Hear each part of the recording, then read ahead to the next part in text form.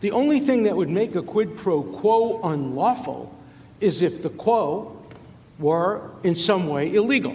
Now, we talked about motive. There are three possible motives that a political figure can have. One, a motive in the public interest, and the Israel argument would be in the public interest. The second is in his own political interest, and the third, which hasn't been mentioned, would be in his own financial interest, his own pure financial interest, just putting money in the bank.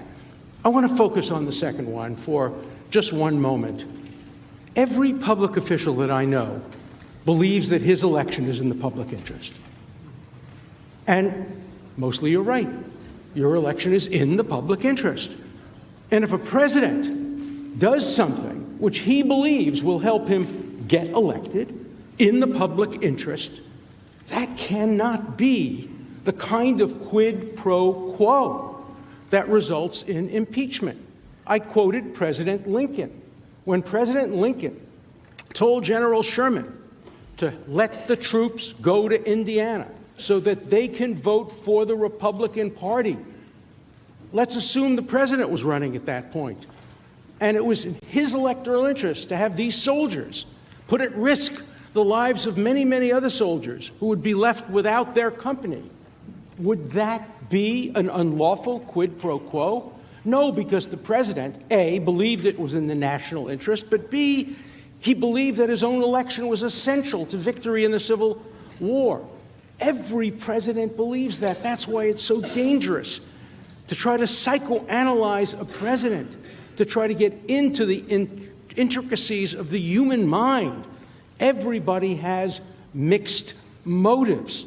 And for there to be a constitutional impeachment based on mixed motives would permit almost any president to be impeached. How many presidents have made foreign policy decisions after checking with their political advisors and their pollsters?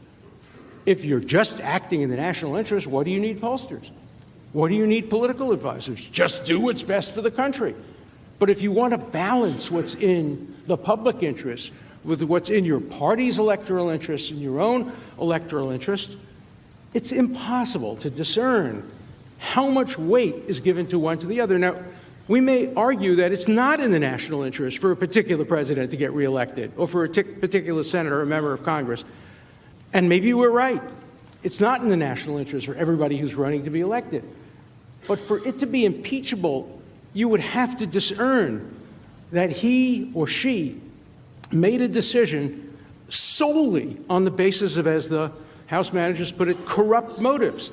And it cannot be a corrupt motive if you have a mixed motive that partially involves the national interest, partially involves electoral, and does not involve personal pecuniary interests. And the House managers do not allege that this decision, this quid pro quo, as they call it, and the question is based on the hypothesis there was a quid pro quo, I'm not acting the facts, they never allege that it was based on pure financial reasons. It would be a much harder case if a hypothetical president of the United States said to a hypothetical leader of a foreign country, unless you build a hotel with my name on it, and unless you give me $1 million kickback, I will withhold the funds. That's an easy case.